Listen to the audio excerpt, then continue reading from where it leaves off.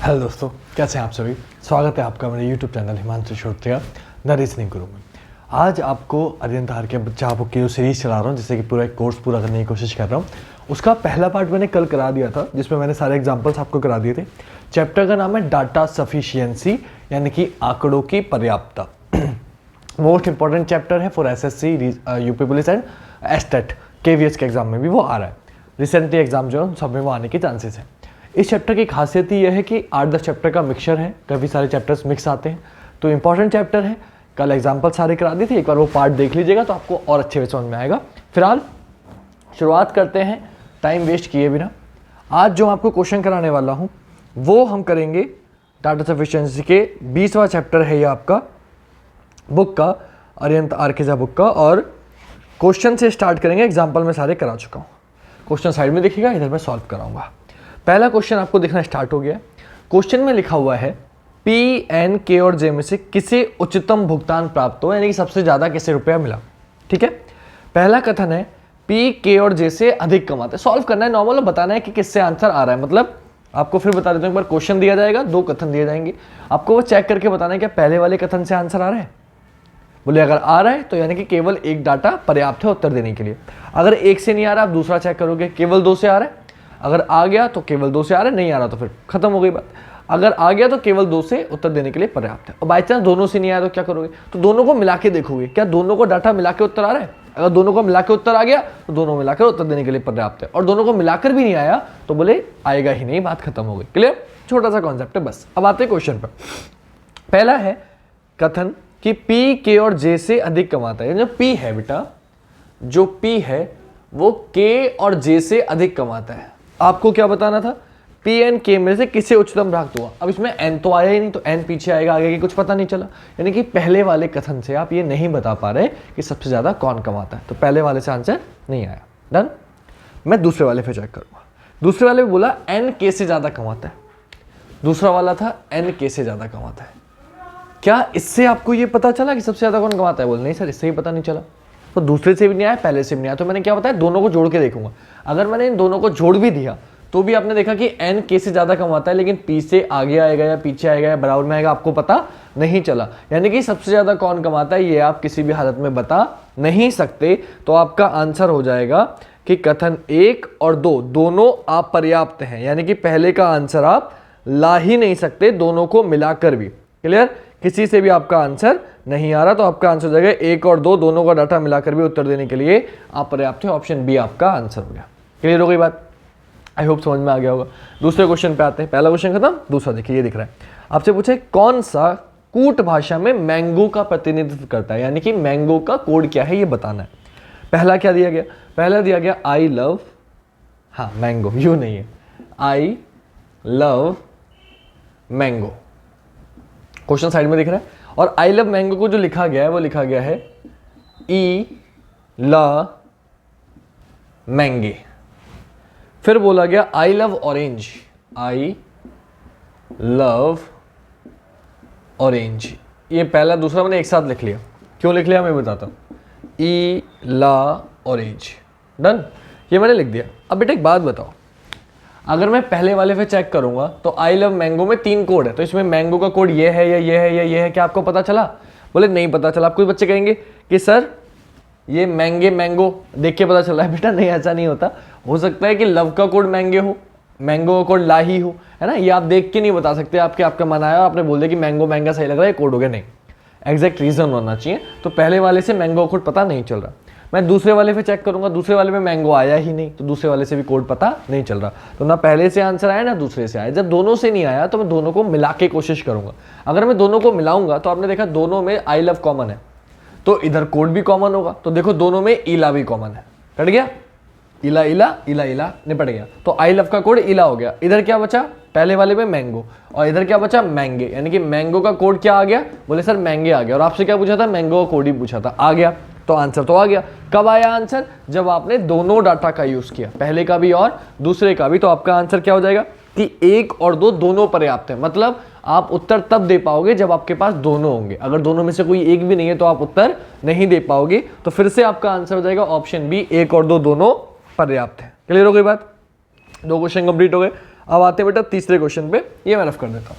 देखो हर क्वेश्चन अलग अलग मिलेगा आपको, अलग क्वेश्चन मिलेगा, अलग चैप्टर मिलेगा। 2 क्वेश्चन हो गए, 2 चैप्टर खत्म हो गए, 2 चैप्टर आ गए 2 क्वेश्चनों में। तो इस क्वेश्चन चैप्टर की खासियत ये है कि आपको अलग अलग चैप्टर, अलग अलग क्वेश्चन मिलेंगे, है ना। तीसरा देखिए, तीसरे में बोला क्या यह एक बॉक्स है। आपसे क्वेश्चन पूछना है क्या ये एक बॉक्स है, सिंपल सा।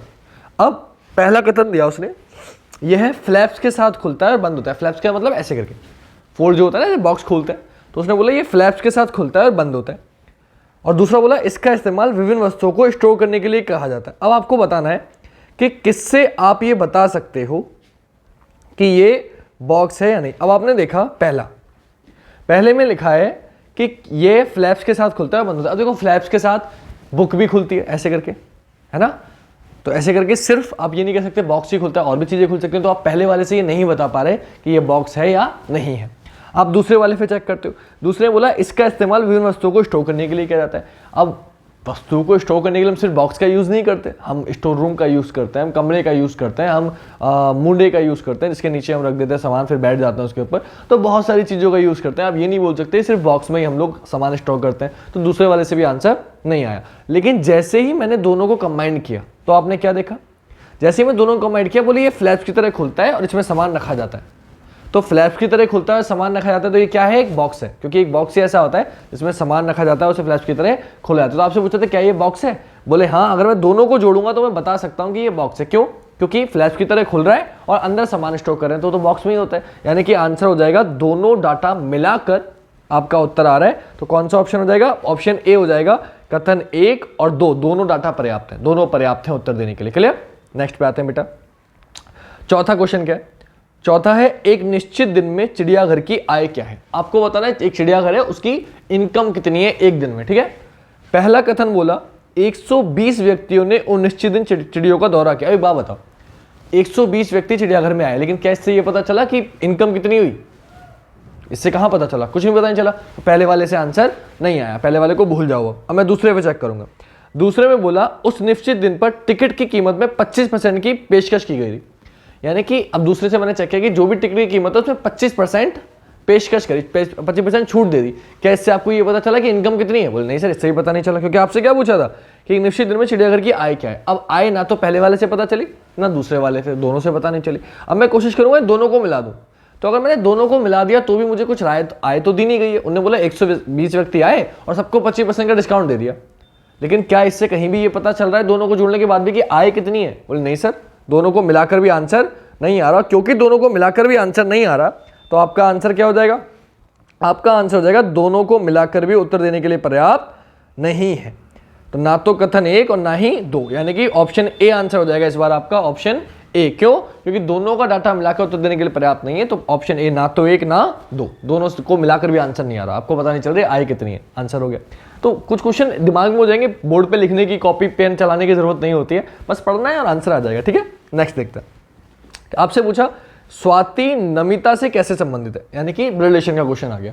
स्वाति नमिता से, पहला पढ़ा स्वाति का पति, ये स्वाति पति आता है बराबर लाइन में, प्लस का चिन्ह, स्वाति लड़की होगी। स्वाति का पति नमिता की माँ का इकलौता पुत्र है। आपने नमिता बनाई, उसकी मम्मी बनाई, इनका इकलौता पुत्र है, तो नमिता लड़की होगी। स्वाति का पति नमिता की माँ का इकलौता पुत्र है, बन गया डायग्राम। आपसे क्या पूछा था, स्वाति नमिता से कैसे संबंधित है। स्वाति नमिता से, तो भाई की बीवी कौन होती है, भाभी। तो पहले वाले से आंसर आ गया, बोले हाँ पहले वाले से आंसर आ गया। अब मैं दूसरे पे चेक करूंगा, देखो पहले से आंसर आ चुका है ऑलरेडी, तो मैं दूसरे पे चेक क्यों कर रहा हूं, क्योंकि हो सकता है दोनों से अलग अलग आंसर आ रहा हो। मैं दूसरे पे चेक किया, दूसरे में बोला स्वाति का भाई, तो आपने बनाई स्वाति और इसका भाई बनाया। स्वाति का भाई और नमिता का पति, स्वाति का भाई और नमिता का पति दोनों चचेरे भाई बहन है, यानी कि बराबर वाली लाइन में आएंगे। स्वाति का भाई और नमिता का पति कौन है, चचेरे भाई बहन है, चचेरे मेरे भाई बहन है। बोले ठीक है आपने बना दिया। तो आप बताओ क्या आप बता सकते हो स्वाति के नमिता से क्या संबंध है, बोले हाँ पति की बहन है, पति की मम्मी चचेरी बहन है। अब पति की चचेरी बहन बोलो या मम्मी बोलो या सगी बहन बोलो, कौन कहलाएगी, नंद। तो स्वाति नमिता की कौन हो गई, नंद। बोले इससे भी आंसर आ गया। तो पहले से भी आ गया, दूसरे से भी आ गया।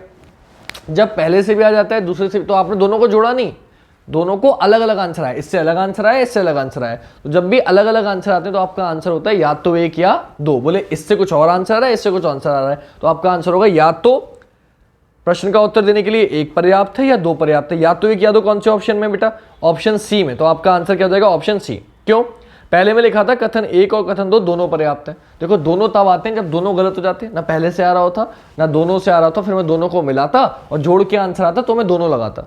लेकिन यहाँ तो पहले से भी आ गया दूसरे से भी आ गया, तो दोनों वाला नहीं लगाऊंगा। दूसरा बोला था केवल दो अकेला पर्याप्त है, एक पर्याप्त नहीं है। देखो एक से आंसर आ रहा है तो एक भी पर्याप्त है, यानी कि दूसरा वाला भी गलत हो गया। चौथे वाले में क्या बोला था, एक पर्याप्त है दो पर्याप्त नहीं है, तो दूसरे भी से भी आंसर यानी कि चौथा वाला भी गलत हो गया। तो आंसर क्या हो जाएगा, ऑप्शन सी, बोले या तो एक या दो। क्लियर। नेक्स्ट क्वेश्चन बेटा, 5 हो गए।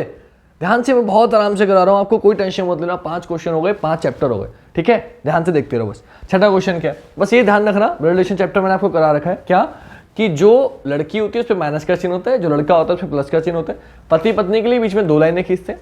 जो भी आपसे बड़ा होता है वो ऊपर वाली लाइन में जाता है, छोटा होता है तो नीचे आता है, बराबर का होता है तो बराबर वाली लाइन में आता है। ये ब्लड रिलेशन के 3 रूल हैं। चैप्टर मैंने पूरा करा रखा है, ब्लड रिलेशन, डायरेक्शन, सारे चैप्टर में ऑलरेडी करा चुका हूँ, ठीक है। तो आपको बस एक बार चेक करना है, आपका आंसर अपने आप समझ में आ जाएगा। क्लियर। तो एक बार वो चैप्टर भी देख लो ताकि आप ये चैप्टर अच्छे से कर पाओ। इस चैप्टर के लिए पहले बाकी चैप्टर्स आने बहुत जरूरी है, अगर वो नहीं आते होंगे तो फिर चैप्टर में दिक्कत पड़ने वाली है, ठीक है। आगे बढ़ते हैं, इसीलिए मैं लाइन वारी से लेके चला था ताकि आपको कोई इश्यू ना हो, मैं अच्छे से समझा सकूं। तो अब आते हैं अगले क्वेश्चन पे बेटा। अगला क्वेश्चन क्या है, अगला क्वेश्चन बोला छठा, कि विजय का जन्म किस वर्ष हुआ था। आपसे पूछा विजय का जन्म किस वर्ष हुआ था, फिर से वही 2 कथन दिए गए। पहला बोला विजय इस समय अपनी माता से 24 वर्ष छोटा है। अभी बात बताओ, विजय अपनी माता से 24 साल छोटा है, इससे क्या ये पता चला कि वो किस साल पैदा हुआ। बोल नहीं सर, इससे तो पता नहीं चला, यानी कि पहले वाले से आंसर नहीं आया। तो पहले वाले से आंसर नहीं आया, पहला गलत हो गया। दूसरे पे चेक किया, दूसरे में बोला विजय का भाई जिसका जन्म 2000 में हुआ था अपनी माँ से 30 वर्ष छोटा है। अब विजय का भाई जिसका जन्म 2000 में हुआ वो माँ से 30 साल छोटा है, यानी मम्मी 1970 में पैदा हो गई। लेकिन इससे क्या ये पता चला कि विजय का भाई है, लेकिन विजय का जो भाई है वो तो 2000 में पैदा हुआ है, लेकिन विजय किस साल पैदा हुआ इससे क्या पता चला। बोले नहीं सर, ये पता नहीं चला, यानी कि दूसरे वाले से भी आंसर नहीं आया। तो ना पहले से आया ना दूसरे से आया। अब मैं कोशिश करूंगा इन दोनों को मिलाने की। क्या दोनों को मिला के आंसर आ रहा है, अब चेक करते हैं। तो आपसे बोला विजय जो है, तो विजय की मम्मी की उम्र मैंने मान ली x, अपनी माता से 24 वर्ष छोटा है, तो विजय की हो जाएगी x - 24, इनसे 24 वर्ष छोटा आएगा। दूसरा कथन जोड़ा, इससे तो आंसर आया नहीं। दूसरे में क्या बोला था, विजय का भाई, ये विजय का ब्रदर हो गया, 2000 में पैदा हुआ और मम्मी से 30 साल छोटा है। तो मम्मी से अगर 30 साल छोटा है यानी कि x - 30, तो इसकी वैल्यू कितनी दी उसने, 2000 दी। क्लियर। यानी कि जो विजय की मम्मी होंगी वो इससे 30 साल बड़ी होंगी। अगर बेटा 30 साल बड़ी होंगी तो इस पे ध्यान मत देना कि पता चले 2030 कर दो। 30 साल बड़ी होंगी इसका मतलब 30 साल पहले पैदा हुई होंगी, क्योंकि जो छोटा भाई होता है वो आपके बाद पैदा होता है, जो आपसे बड़ा होता है वो पहले पैदा होता है। तो इसकी मम्मी से 30 साल बड़ी है, ये कॉमन सेंस है। तो इसको ऐसे एक समीकरण की तरीके से नहीं, डायरेक्टली कर लेना कि अगर ये 30 साल छोटा है विजय का भाई मम्मी से और ये 2000 में पैदा हुआ है, तो मम्मी से 30 साल बड़ी होंगी, यानी कि 30 साल पहले पैदा हुई होंगी। और 30 साल पहले पैदा हुई होंगी तो कब पैदा हुई होंगी, 1970 में। लेकिन इससे भी आपको ये तो पता नहीं चला विजय कब पैदा हुआ। लेकिन जैसे ही आप दोनों को मिलाओगे तो मम्मी की आ चुकी है। जब मम्मी की आ चुकी है और विजय कब पैदा हुआ था, 24 साल छोटा है। अगर 24 साल छोटा है यानी कि मम्मी के पैदा होने के 24 साल बाद पैदा हुआ होगा, तो 24 जोड़ दो इसमें, आंसर हो जाएगा 1994।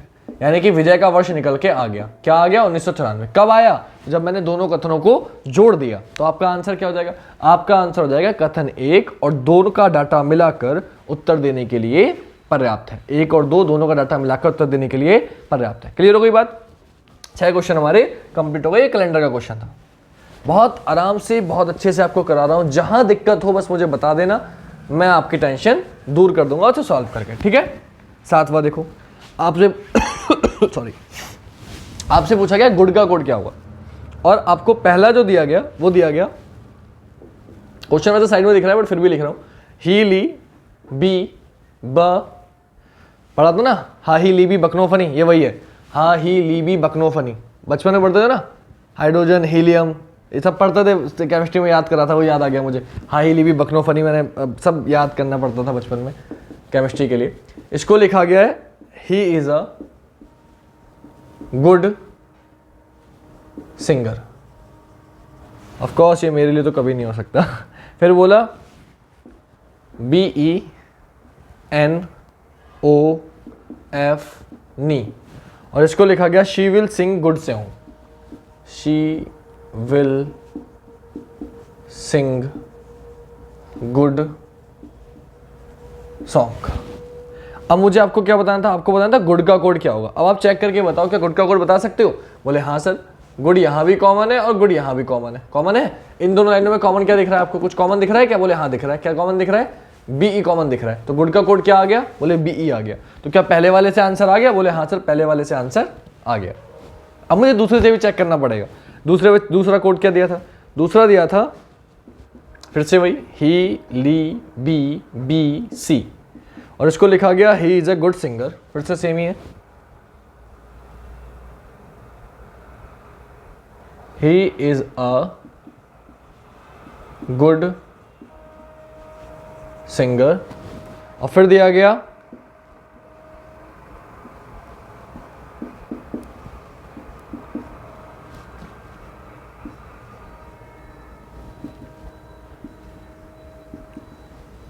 he will sing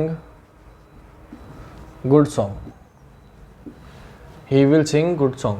अब आपसे क्या पूछा, अब आपसे पूछा फिर से वही गुड का कोड क्या होगा। तो देखो भाई दोनों में गुड कॉमन है, बोले हाँ गुड कॉमन है। बोले है सर गुड कॉमन। इन दोनों में कॉमन क्या है, कोड। कोड क्या क्या कॉमन है, बोले कोड सर सी भी कॉमन है और बी भी कॉमन है। अब दिक्कत ये पड़ गई कि यहाँ गुड का कोड बीई भी हो सकता है और सी भी हो सकता है, कि दोनों चीजें कॉमन है। अब दोनों में से कौन सा गुड का कोड होगा ये आप नहीं बता पा रहे, क्योंकि यहाँ गुड भी कॉमन है और साथ में ही भी कॉमन है। तो कौन सा कोड ही का है और कौन सा कोड गुड का, ये आपको पता नहीं चल रहा। और ये अगर आपको पता नहीं चल रहा मतलब दूसरे से आंसर नहीं आया, और दूसरे से आंसर नहीं आया तो आपका साफ साफ आंसर क्या हो गया कि केवल डाटा एक उत्तर देने के लिए पर्याप्त है। यानी कि केवल एक से आ रहा है। केवल एक कौन से ऑप्शन में, ऑप्शन जैसे कि अकेला कथन एक पर्याप्त है जबकि अकेला कथन दो पर्याप्त नहीं है, तो ऑप्शन ए आपका आंसर हो जाएगा। क्लियर हो गई बात, ऑप्शन ए आपका आंसर हो जाएगा। ये रफ कर देता हूं मैं, बहुत आसान क्वेश्चन है बेटा, बस थोड़ा सा कंसंट्रेट करना है। एक बार समझ लोगे फिर आपको कोई दिक्कत नहीं पड़ेगी। ये क्वेश्चन आपको कराने से पहले मैं भी आज पहली बार ही कर रहा हूँ इस बुक के, क्योंकि मैंने की थी बहुत पहले जब मैं तैयारी कर रहा था तब ये बुक करी थी। उसके बाद तो इतनी बुकें सॉल्व करी हैं कि दोबारा कभी इसका नंबर लगा नहीं, क्योंकि बुक्स राइटर नए नए आते रहते हैं, बुकें नई नई आती रहती हैं, तो सबको सॉल्व करना बहुत ज़रूरी होता है। कोई बच्चा किसी भी बुक का क्वेश्चन पूछ सकता है, और अगर आप नहीं बता पाते तो उसको लगता है कि नहीं सर को कुछ आता नहीं है, तो आपको तैयार रहना पड़ता है। तो उसके लिए हर बुक, हर प्रीवियस से जो भी पेपर होते हैं उनका सॉल्यूशन निकालना पड़ता है, सॉल्व करने पड़ते हैं, बहुत मेहनत करनी पड़ती है। क्योंकि लगता है आप लोगों को लगता है कि काफ़ी लोग सोचते हैं जब नया बच्चा आता है बोले यार ये क्या पढ़ाएंगे, तो आपको नहीं पता है। मैं पिछले 7-8 साल से पढ़ा रहा हूँ रीजनिंग, तो 12th के बाद से पढ़ाना शुरू कर दी थी मैंने। तो कितना मेहनत मैंने करी है इसके लिए, कितना मैं क्वेश्चन करता हूँ डेली। आप इतना नहीं पढ़ते हो जितना मैं पढ़ता हूँ आज भी। रीजनिंग मेनली, बाकी सब्जेक्ट मेरे अच्छे नहीं है, लेकिन रीजनिंग आज भी मैं आपसे ज़्यादा पढ़ता हूँ, ये तो मैं जानता हूँ। क्यों, क्योंकि मुझे पता है कोई भी बच्चा, अब एक क्लास में 100 बच्चे हैं, 50 बच्चे हैं, किसी में 30 हैं, किसी में 20 हैं, और मैं एक दिन में 8 क्लास अगर ले रहा हूँ, तो आप सोचो किसी क्लास में कोई भी बच्चा, अलग अलग बच्चे हैं, वो अलग अलग राइटर की बुक लेके बैठे होंगे, कोई भी किसी भी बुक का क्वेश्चन पूछ सकता है, और मैं अगर नहीं बता पाया तो वो फिर उसके दिमाग में बैठ जाएगा नहीं सर नहीं बता पाए, और वो बहुत गलत चीज़ होती है, क्योंकि बच्चे ने एक बार सोच लिया तो फिर वो मामला ख़राब हो जाएगा। तो तैयार रहना पड़ता है। तो बहुत सारी बुक निकाली है मैंने, तो आज भी करता रहता हूँ क्वेश्चन। तो ये बहुत दिनों बाद सामने आ रही है क्वेश्चन, तो मैं ये पहली बार कर रहा हूँ, लेकिन आपको मैं हमेशा एक बार समझाता हूँ, कभी भी ये मत सोचना क्वेश्चन भारी है। सोच लिया क्वेश्चन भारी तो नहीं होगा, बोले मैं तो कर लूँगा, अब मुझे रीजनिंग का क्वेश्चन मिलता है मैं कर लूँगा, अभी नहीं मैं 5 में बात कर लूँगा, चाहे अगर मूड नहीं है, कोई दिमाग में नहीं आ रहा, मैं कहता हूँ मुझे दे दो, मैं उसको 5 में बात सॉल्व करूँ, जब फ्री माइंड बैठूंगा तब कर लूँगा, हो जाएगा। तो बस ये है, तो इसलिए कभी भी सोचना मत कि भारी है, आराम से करने बैठना, हो जाएगा क्वेश्चन गारंटेड।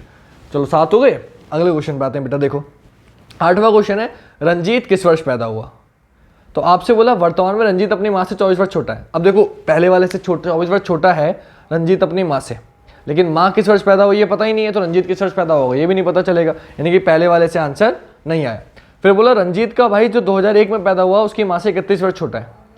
तो इससे भी भाई के बारे में तो पता चल गया कि रंजीत के बारे में पता नहीं चला, तो इससे भी आंसर नहीं आया। लेकिन जैसे ही आप दोनों को मिलाओगे आपका काम हो जाएगा। कैसे कि भाई पैदा हुआ है 2001 में और माता जी से 31 वर्ष छोटा है। अगर 31 वर्ष छोटा है यानी कि मम्मी पैदा हुई होंगी 1970 में, ये मम्मी आ गई, ये भाई हो गया ब्रदर, ये मदर हो गई, मम्मी हो गई। 1970 में पैदा हुई तब तो 31 साल छोटा हो गया। अब क्या बोल, जब मम्मी की उम्र पता चल गई तो आपसे बोलता रंजीत माँ से कितने वर्ष छोटा है, 24 वर्ष छोटा है। तो अगर 24 वर्ष छोटा है यानी कि 24 वर्ष बाद पैदा हुआ होगा, तो आपने जोड़ दिया, यानी कि रंजीत जो पैदा हुआ होगा वो कब पैदा हुआ होगा, दोनों को जोड़ दो 1994 में। निकल के आ गया, बोले हाँ सर निकल के आ गया। कब निकल के आया, जब आपने दोनों कथनों को जोड़ दिया। तो आपका आंसर हो जाएगा 1 और 2 दोनों का डाटा, यानी कौन सा ऑप्शन है, डी ऑप्शन, कि कथन 1 और 2 दोनों सही हैं, दोनों से आंसर आ रहा है, किसी एक से नहीं आ रहा। क्लियर हो गई बात। नेक्स्ट क्वेश्चन, 9th क्वेश्चन, फिर से कोई कोडिंग का है। क्या है क्वेश्चन, मैं बताता हूं आपको। क्वेश्चन साइड में दिख रहा है, देखते रहना।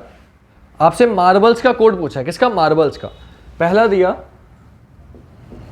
ना मग अल सी, वही जो भी पढ़ लेते अभी हम पढ़ रहे थे ना, हा ही ली भी बकनो फनी, उसके आगे का ये, इसको लिखा है some stones are marbles, some stones are marbles. फिर लिखा C P C, C P C, और इसको लिखा है marbles don't break, marbles don't break. Question side में दिख रहा है तो स्पीड में लिख लेता हूं ताकि टाइम वेस्ट आपका ज्यादा ना हो। क्वेश्चन साइड में दिख रहा है, आपको बताना मार्बल का कोड, चेक करो क्या पता पा रहे हो। बोले मार्बल कॉमन है, क्या करते हैं, कोई कोडिंग बेटा चैप्टर करा रखा है, एक बार देख लेना। आप सोच रहे हो कि जिन्हें ये क्वेश्चन करना नहीं आता वो चैप्टर नहीं कर पाएंगे ना, तो इसलिए ये चैप्टर मैंने करा रखा है कोई कोडिंग, उसका क्वेश्चन है। आप एक बार कोई कोडिंग का चैप्टर देखना तो अच्छे से समझ में आएगा। फिर भी मैं थोड़ा सा बता देता हूँ कि जिस भी चीज़ का कोड पता करना होता है, अगर वो कहीं कॉमन होता है तो आप कॉमन चेक कर लेते हो कि मार्बल का कोड पूछा है, मार्बल यहाँ भी और मार्बल यहाँ भी, आप चेक करोगे इन दोनों में मार्बल कॉमन है, इधर कोड क्या कॉमन है, तो आप देखो कि कोड कॉमन है SI, और तो कुछ कॉमन है नहीं, तो आपको पता चल गया मार्बल का कोड क्या आ गया, SI। जब पता चल गया, यही पूछा था, यानी कि पहले वाले से आंसर आ गया, तो पहले से तो आ गया, मैं दूसरे पे चेक करूंगा। दूसरे में क्या बोला, दूसरे में फिर से वही बोला, ना मग अल सी पस कलर, ये पहले होता था। सम स्टोन्स आर मार्बल्स, फिर से सेम है, सम स्टोन्स आर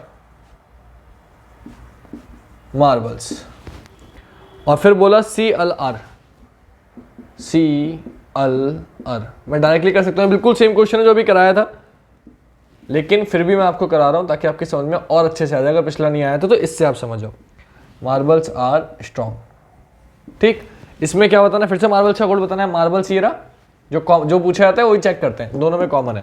अब इन दोनों में कोड क्या कॉमन है, बोले सी भी कॉमन है और अल भी कॉमन है, दोनों कॉमन है। अब दोनों में से मार्बल्स का कौन सा है, क्या आप बता सकते हो, बोले नहीं बता सकते, और नहीं बता सकते इसका मतलब क्या हो गया कि दूसरे वाले से आंसर नहीं आ रहा। तो पहले से आ रहा है, दूसरे से नहीं आ रहा, इसका मतलब ऑप्शन कौन सा हो जाएगा, आपका आंसर हो जाएगा ऑप्शन ए, कि कथन, केवल कथन एक सही है जबकि 2 सही नहीं है, क्योंकि एक से आंसर आ रहा है, दूसरे से आंसर नहीं आ रहा। क्लियर हो गई बात।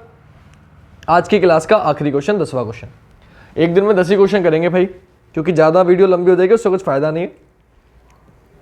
36 क्वेश्चन है, 3 पार्ट बनेंगे, 4 एक में एग्जाम्पल करा दिया, 10 आज करा दिए, फिर 10 और, फिर 10 और, आखिरी क्लास में 16 करा दूंगा, तो आपका पूरे 36 हो जाएंगे। ठीक है, आज 10 ही करेंगे फिलहाल।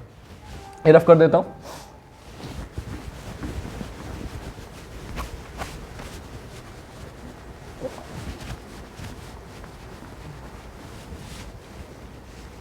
आज थर्सडे है ना, फ्राइडे सैटरडे, हाँ ठीक है, आज फ्राइडे है, सॉरी सैटरडे संडे, ठीक है कोई बात।